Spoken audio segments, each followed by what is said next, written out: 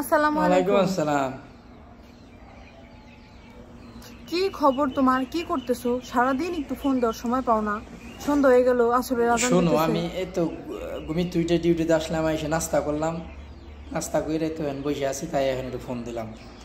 রাত্রে একটু ঘুমাইতে পারি তো একবারে অফিসে চলে গেল। শোনো, আমার কথা তুমি শুনে নাও।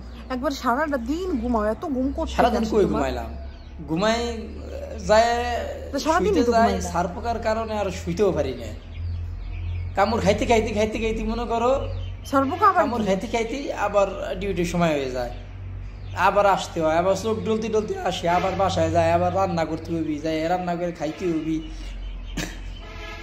আমরা তো হাজিরে থাই না, আর কথা বুঝো না, টাকা পাঠাই তোমরা খাও, মনে হয় কি যে টাকার গাছ টিপতে টিপতে সিঁড়ি, টানতে টানতে সিঁড়ি, জন্মের সার টাহার, কথা বুঝছো নি?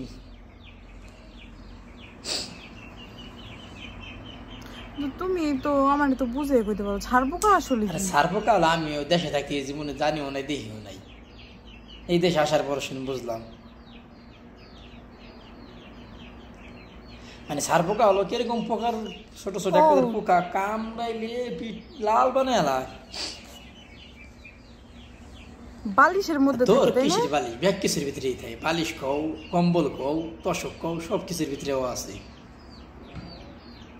না, তুমি ছাড়পোকা বলছো, আমি চিনি নেই। ছোটবেলায় দেখতাম আমার নানু বালিশের মধ্যে থেকে উকুনের মতো ছোট ছোট পোকা মারতো। আমি জিজ্ঞেস করতাম, নানু এটি কি?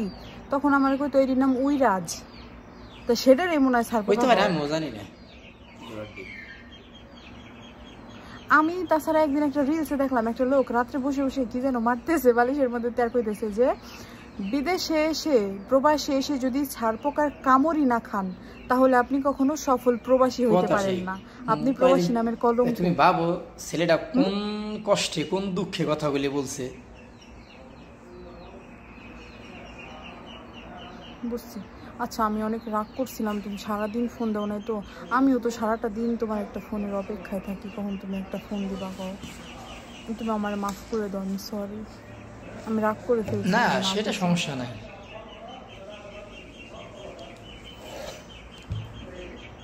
আচ্ছা যাক, অসুবিধা নেই। তুমি কও যে তুমি আমার মাফ করছো। হ্যাঁ ঠিক আছে, মাফ করে দিছি, সমস্যা নেই। প্রমিস। প্রমিস। নাস্তা হ্যাঁ, খাইছো? প্রথমেই বললাম নাস্তা খাইয়ে তো একটু ফিরে এখন তোমার ফোন দিলাম। তুমি যখন দেশে আসবা না, তখন আমি সব কিছু সুন্দর মতো রান্না করে তোমার মুখে তুলে খাওয়াই দেবো, তোমার সব কষ্ট ভুলে দেবো। ঠিক আছে, সেগুলো আমি জানি। তো তুমি আমার উপর না রাগ করবো কিসের জন্য? বোকানি না, খেয়ে যাই। আচ্ছা, তো ভালো থেকো, পরে ফোন দিবো। আচ্ছা, ওকে।